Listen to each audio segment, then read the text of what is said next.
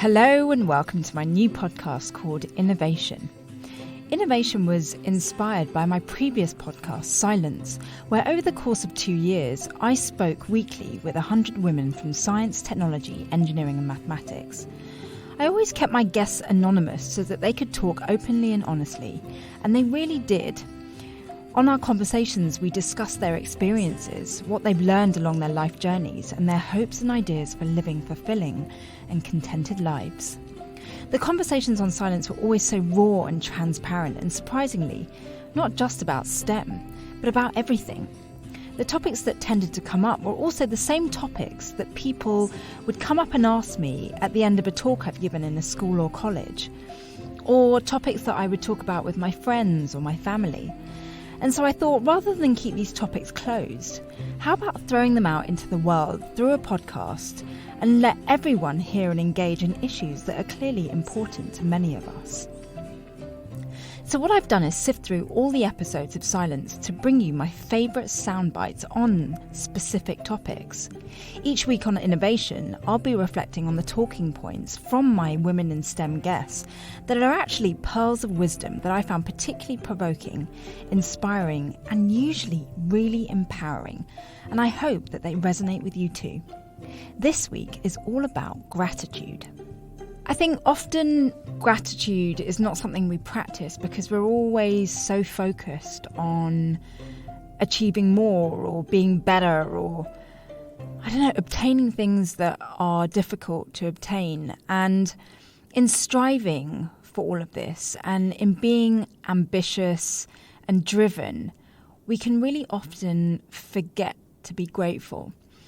And one of the themes that kept coming up on Silence was that women would, through opening their hearts up and sort of having very raw discussions, they'd realise that actually by looking back on their experiences and what they've been through, they're really grateful for all the things that have happened, both good and bad.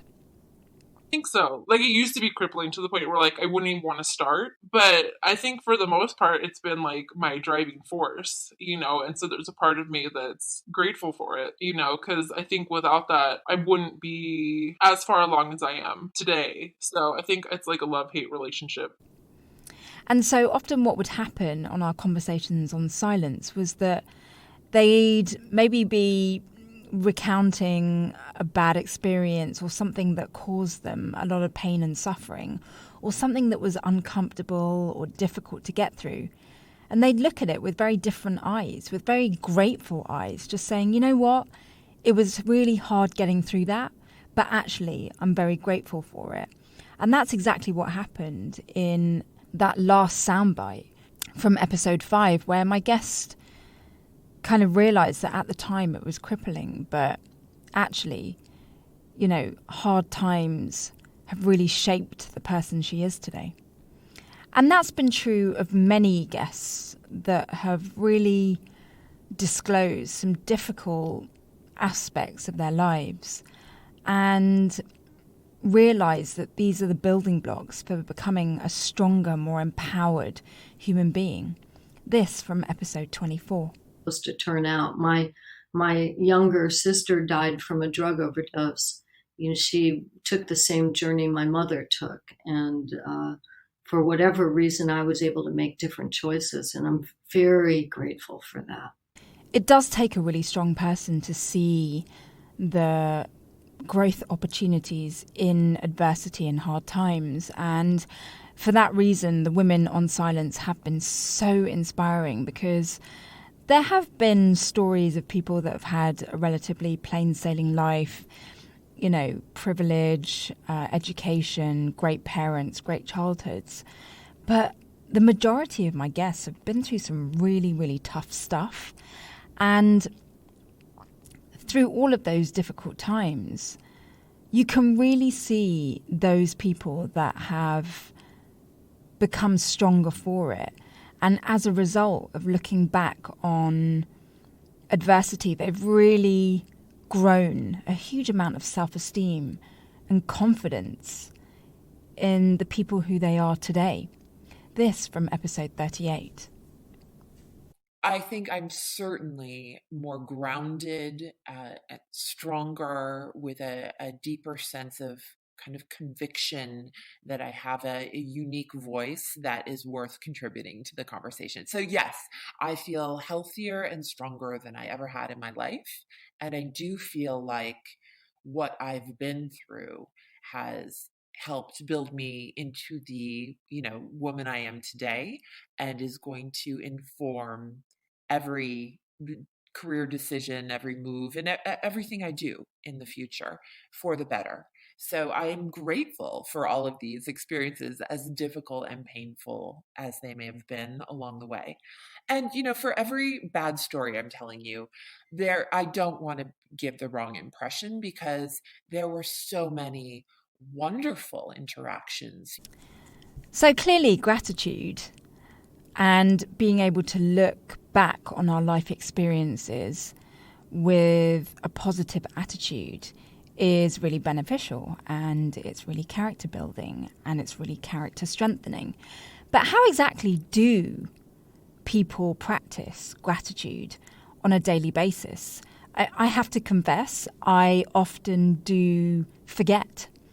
I can sometimes get so caught up in my own issues and problems and stuff that I forget to take a pause and appreciate where I am today.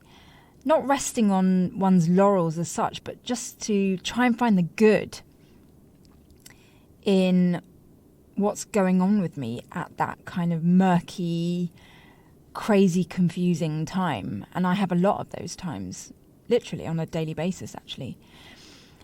And taking the time out to be grateful and to see things differently can happen for different people in different ways.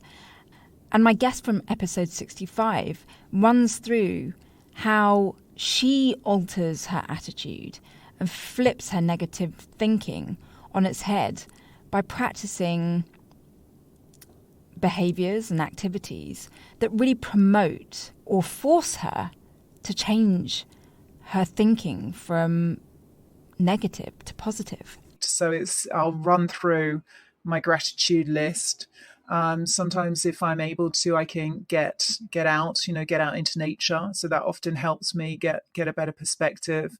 Sometimes exercising, get those endorphins in, move my body, shake it out of my body. And sometimes where it can be sitting, in being aware of where it can sit, this feeling of disempowerment or I am the victim, and the sorry state that you're in, and like, poor me, totally disempowered.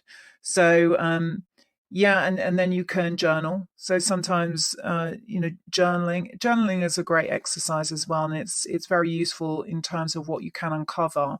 So sometimes what I find when I journal is that I get the answer myself. So I start to parent myself like a good parent would, or like a best friend would, so rather than being, this critic and being very hard on yourself, you actually turn it around. Be there for yourself. Exactly. And nurture yourself. So things like those things, can help. Some people might use other mediums. Some people might draw or write or sing, or sometimes you have to go and see a therapist, to get a clearer picture and rewrite some of the stories that you're thinking. But I usually work through the gratitude first and change my state. Yeah, I mean, practicing gratitude can really be a very individual pursuit. I don't think anyone can make you feel grateful, although I think we're living in a world where often our experiences are massively influenced by others. So maybe if you see someone suffering or going through a hard time, it can make you grateful for what you have. But I think kind of practicing gratitude that hasn't been stimulated by somebody else's bad times is a really good thing to do. And I think, for me anyway, I find it really important to try and practice gratitude without being influenced by other people, but to be able to do it from a place of self-motivation. Because I think when we are grateful as a result of somebody else, we can actually be influenced by what other people may be thinking. And then it becomes like a very confused thing where maybe we feel like we should be grateful because somebody else thinks we should be grateful for certain things. And it all becomes very cloudy and murky. And what I think I'm trying to say is that gratitude should be a very individualistic pursuit. We shouldn't be forced to feel grateful because someone's making us or kind of nudging us in that direction. We should just be grateful for just being alive.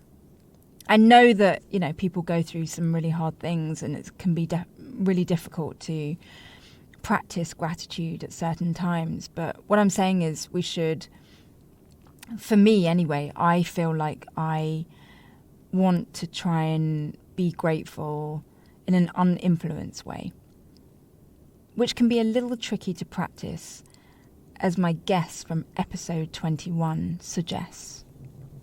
Bottom, and then one day I just went and my husband and I, we went straight to the art museum from the fertility clinic, and I'm like, I'm just going to be here. And then I started being grateful for what I have. And I said, we have this life, we have this, and let's go, let's live. Slowly. It takes a long time to shut out all those voices and all the disappointments that you bring, because my mom was in tears because she's like, you've got a house and all, who are you going to leave it to? And I'm like, I have niece and nephew, I'm going to leave it to them. And I'm like, but that wasn't your choice, right? I mean, this was a health issue that you didn't ask for. Yeah, it was a health issue. And then people tell you should adopt and everything, Right. and there's always a choice, right? And I think I got to a point where I just shut it all out because it was too much. It was overwhelming. I think overwhelming is the word I'm trying to describe. I think sometimes we are so overstimulated by people that are around us, expectation, the way we should behave, tradition, culture, stereotypes, the lot. And sometimes that can get really, really complicated in terms of feeling grateful and doing the right thing. And I think sometimes we've got to just stop and kind of go, okay, what am I truly grateful for? And sometimes it can be the most basic things, the smallest things, the most mundane or, just simple things. Just acknowledging what we have that we really love and that we're really grateful for can be enough to completely switch a mood or a perspective. And my guests from episode 98, 97 and episode 20 are all examples of feeling grateful for the simplest of things. It's difficult and something that I'm grateful for my partner because he's just very supportive, and we have built a lot of open communication about all of this stuff, because it is difficult to figure out when is the best time to have kids. Maybe there is no best time to have kids. Maybe you just do it and hope that it works out. But just understanding that it's my calling and it's my purpose, and being able to touch so many people, especially in such a crazy time, I actually feel very grateful to do it. Level, and they felt so grateful for just being listened to. And they came back with 10, 20 people, and they would just the business just went nuts over referrals. And of course I had a financial incentive, but I just always had the niggly feeling that a lot of it was actually just down to being able to connect with them human to human. And I think when people can sense that you're naturally interested in them and their story, they're so grateful to just be heard. I think we can often just get to the point where we're grateful for just being human, having connection, being able to experience love, have shelter, have something to eat, be safe. Like these really basic instincts can often be all that we need to be grateful and feel alive and feel good. And sometimes we can get so caught up in much more complex pursuits, things that are so much more beyond the basics. And we forget that actually we are just simple human beings having a very basic human experience, and all the fluff and the glitter and the high level stuff isn't really that necessary. I mean, I've certainly felt that more so over the lockdown of COVID than ever before, that actually I'm just really grateful to have my family, even if I can't see them in person, just to have my family and to have my partner, and, you know, not to have much, but the things that I do have are so special to me that I'm just so grateful to have that. And I'm often guilty for forgetting to remember those things. It's only really that we encounter problems that we realise that we're blind to actually having quite a lot already, even if there's so much more we want to acquire. My guest in episode 66 talks about this. Thinking back, I was very, very blind to it. Wow. And it probably was there, but I was extremely blind to it because I was just, I guess, in a way, so grateful to be surrounded by the really good people that I was surrounded by. And I was so grateful to be in a place where I could be inspired by the amazing people I was inspired by. So that completely shielded me from the discrimination. Definitely at the point, that I was, during my university years, definitely, I was in that world of, oh my gosh, this is possible. I was meeting people from pretty much everywhere. I was learning about different cultures. I was, traveling to other countries as part of my degree. And so I was completely immersed in, oh my goodness, this engineering degree, oh my gosh, this is where it can take me. So that was very exciting. So it really is about stopping and lifting the blinkers. I think we can get very blinkered in life about what it is we think we need. And only when we stop or pause do we have time to reflect on the fact that we have a lot already. And it gives us an opportunity to enjoy what we already have and to appreciate what we already have. And in doing that, we can often turn a problem into a plus. And it all requires this beautiful thing of turning inwards and self-reflecting, which is why this podcast is called Innervation, because so much of what we need to feel good we already have within us. This from episode 59. So I was really hugely supported by male colleagues. And I always say this because I think it's, for someone like myself, where there were virtually no women doing what I did at that time, I couldn't rely on a female support network. The only people I could rely on to support me professionally were men. And I always, when I look back now and I hear some of the stories of, what colleagues and, early career researchers are dealing with now, it just makes me even more grateful of the supportive male colleagues that I had. I think we don't often get what we want, but we get what we need. And it's often not in the form that we had expected. But what I love about my guest from episode 59 is that she really appreciated what she had anyway. It wasn't in the form that she would have liked,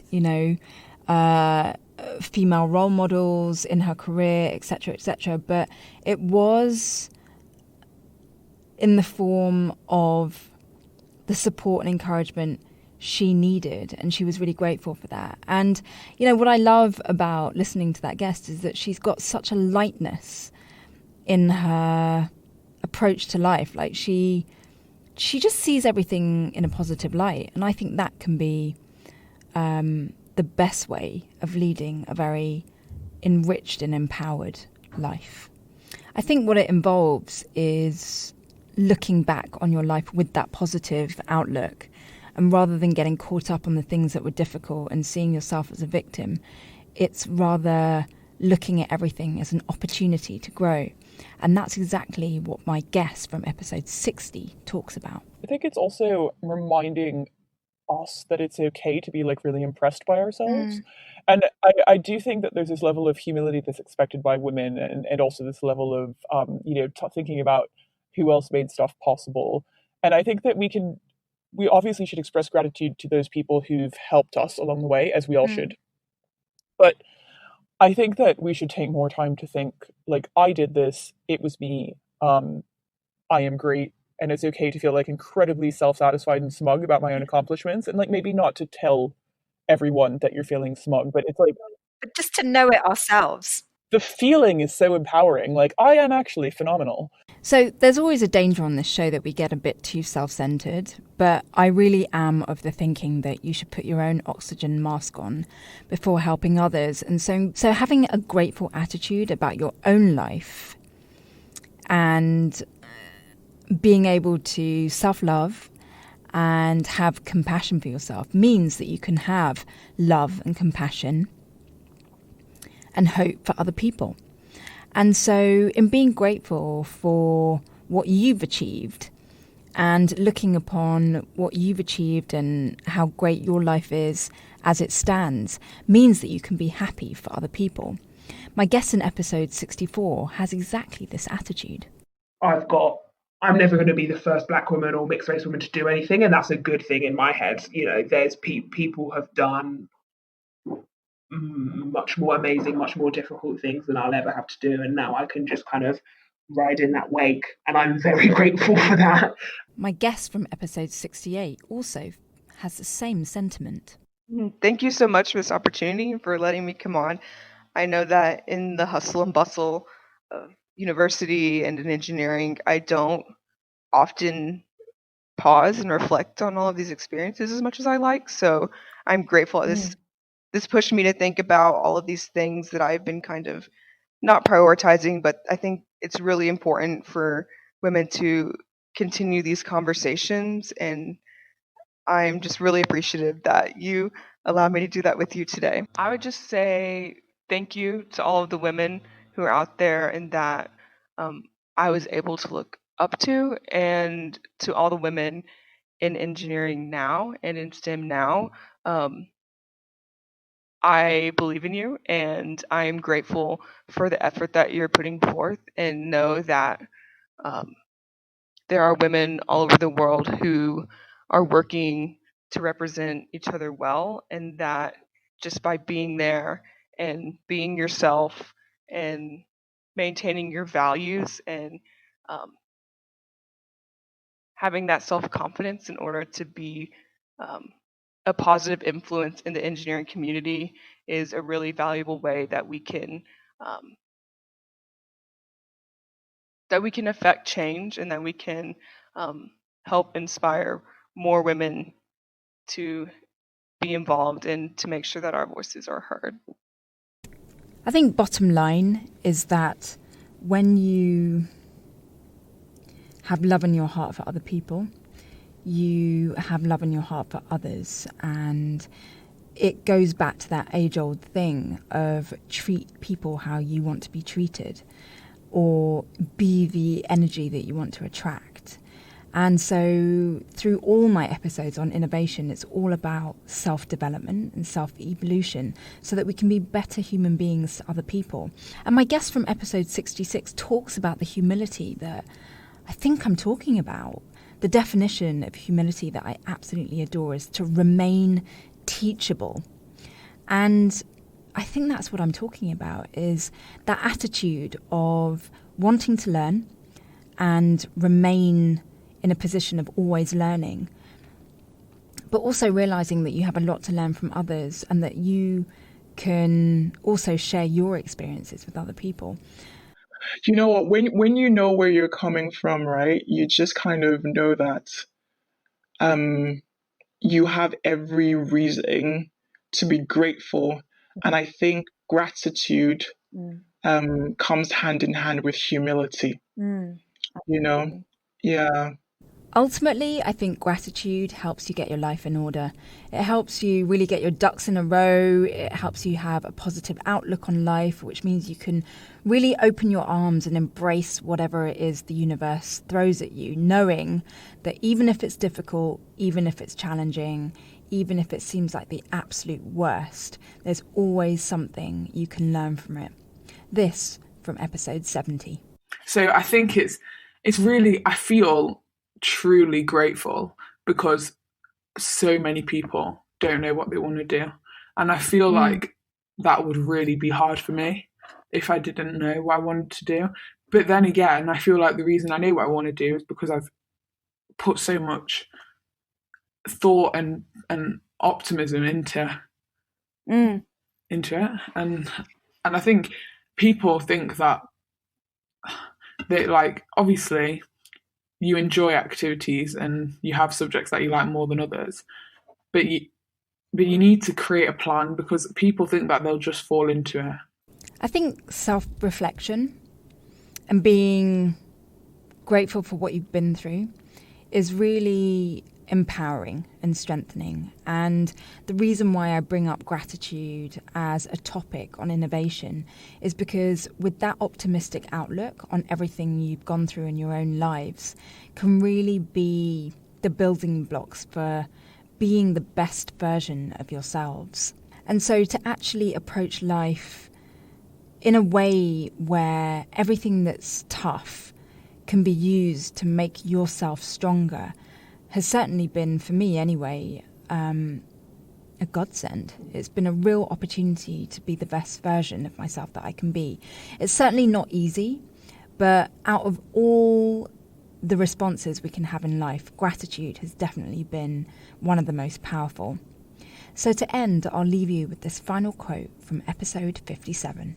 Absolutely. I mean, it still blows me away that what I feel so grateful for in life is that there are people way smarter than I am that have created this thing, this thing called the internet, and all of the amazing developments that sit around that enable me to live a really rich and fulfilling life in a very geographically isolated place. It blows me away when I think about even my grandmother, who only passed away last year, and the life that she lived and the isolation that she experienced.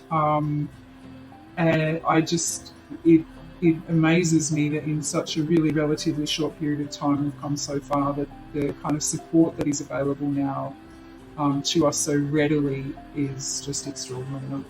I genuinely am grateful for that every single day. Look upon your life with a positive attitude and see all of the pain and difficulties as an opportunity to grow. And I think you'll be on the right track. Thank you so much for listening this week. Please do subscribe to this podcast and maybe even rate and review if you can. I'd love to have your feedback about this episode and any others that you've listened to, and maybe even get some suggestions from you for future topics for this show. It's all about self-discovery and evolution on innovation. So if there are any issues which you feel are holding you back from living to your fullest potential, I'd love to delve into that, drawing upon the wisdom and experiences of my amazing guests from my previous podcast, Silence. Be kind and loving to yourselves, and I wish you all a great week.